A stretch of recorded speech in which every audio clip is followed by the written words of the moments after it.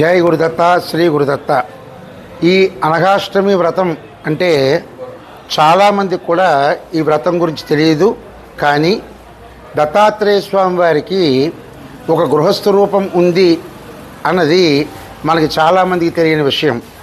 మన దత్తాత్రేయ స్వామి అంటే 3 ముఖాలుగా 4 వేదాలు 4 కుక్కలుగా మనకి తెలుసు తప్ప ఈ గృహస్థ రూపం ఉందన్న విషయం తెలియదు. అయితే అనాదిగా ఈ వ్రతాన్ని శ్రీకృష్ణుడు ధర్మరాజుకి, సాక్షాత్తు దత్తాత్రేయ స్వామి కార్తవీర్యార్జునునికి ఈ వ్రతాన్ని బోధించడం. అయితే ఈ మరుగున పడినటువంటి ఈ వ్రతాన్ని పూజ్య శ్రీ గణపతి సచ్చిదానంద స్వామి వారు సామాన్య మానవులు కూడా ఈ వ్రతం చేసుకుని తరించాలి అనే సంకల్పంతో ఈ వ్రతాన్ని బహుళంగా ప్రాచుర్యంగా చేయడం, ఈనాడు అందరూ ఈ వ్రతాన్ని ఆచరించడం కూడా జరుగుతోంది. అయితే మార్గశిర మాసంలో బహుళ అష్టమి నాడు ఈ వ్రతం చేసినట్లయితే సంపూర్ణమైనటువంటి ఫలితం వస్తుంది. అలా అని కుదరకపోతే మిగిలిన మాసాల్లో కూడా కృష్ణపక్షంలో చేయొచ్చు. ఒకవేళ తప్పనిసరి అయితే మామూలుగా శుద్ధపక్షంలో కూడా చేస్తూ ఉంటారు. అయితే నెలకు ఒకసారైనా ఈ వ్రతం చాలామంది ఆచరిస్తూ ఉంటారు.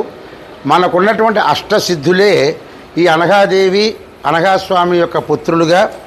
ఆ అష్టసిద్ధుల్ని ఈ కలియుగంలో మనం ఎలా అనుకూలంగా మార్చుకోవచ్చు అన్నది కూడా తెలియజేసుకుంటూ ఈనాడు ఈ పెదకాకాని ఆంజనేయ స్వామి వారి యొక్క సన్నిధిలో ఈ భక్తులందరూ కూడా కలిసి ఈ అనఘాష్టమి వ్రతాన్ని చేసుకోవడం, అది ఈ గ్రామానికి చూడడానికి వచ్చిన వారికి అందరికీ కూడా మంచి సత్ఫలితాలు ఇస్తుంది. కనుక ఈనాడు ఈ మార్గశిర మాసం బహుళ అష్టమి నాడు ఈ అనఘాష్టమి వ్రతం ఇక్కడ ఆంజనేయ స్వామి యొక్క సన్నిధిలో జరగబోతోంది.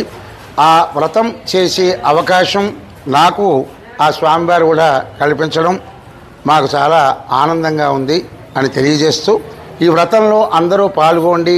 ఈనాడు ఇక్కడికి రాలేకపోయినా ఇది విన్నవాళ్ళు మీకు అవకాశం ఉన్నప్పుడు దగ్గరలో ఉన్నటువంటి మన ఆశ్రమాలకు కానీ లేక ఎక్కడ అవకాశం ఉంటే అక్కడ అనఘాష్టమి వ్రతంలో పాల్గొని ఒక్కసారి మీరు ఆ వ్రతంలో పాల్గొంటేనే దాని ఫలితాలు ఎలా ఉంటాయో మీకే అర్థమవుతుందని తెలియజేస్తూ జై గురుదత్త, శ్రీ గురుదత్త.